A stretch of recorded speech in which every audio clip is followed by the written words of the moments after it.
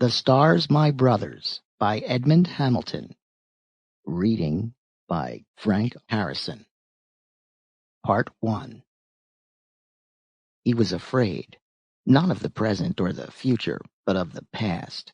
He was afraid of the thing tagged Reed Kieran, that stiff, blind, voiceless thing wheeling its slow orbit around the moon, companion to dead worlds and silent space. Section 1. Something tiny went wrong, but no one ever knew whether it was in an electric relay or in the brain of the pilot. The pilot was Lieutenant Charles Wandek, UNRC, home address 1677 Anstey Avenue, Detroit. He did not survive the crash of his ferry into Wheel 5. Neither did his 3 passengers, a young French astrophysicist, an East Indian expert on magnetic fields, and a 40-year-old man from Philadelphia who was coming out to replace a pump technician. Someone else who did not survive was Reed Kieran, the only man in Wheel 5 itself to lose his life. Kieran, who was 36 years old, was an accredited scientist employee of UNRC, home address 815 Elm Street, Midland Springs, Ohio. Kieran, despite the fact that he was a confirmed bachelor, was in Wheel 5 because of a woman.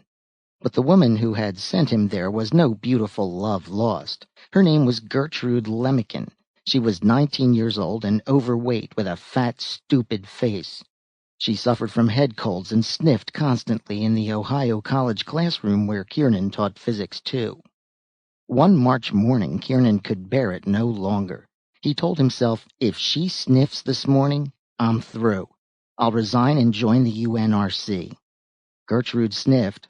6 months later, having finished his training for the United Nations Reconnaissance Corps, Kieran shipped out for a term of duty in the UNRC Space Laboratory No. 5, known more familiarly as Wheel 5.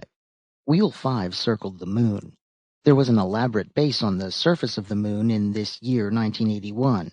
There were laboratories and observatories there too, but it had been found that the alternating fortnights of boiling heat and near absolute zero cold on the lunar surface could play havoc with the delicate instruments used in certain researches. Hence Wheel 5 had been built and was staffed by research men who were rotated at regular 8-month intervals. Kieran loved it from the first. He thought that was because of the sheer beauty of it, the gaunt silver death's head of the moon forever turning beneath, the still and solemn glory of the undimmed stars, the filamentaries stretched across the distant star clusters like shining veils, the quietness, the peace. But Kieran had a certain intellectual honesty, and after a while he admitted to himself that neither the... Sample complete. Ready to continue?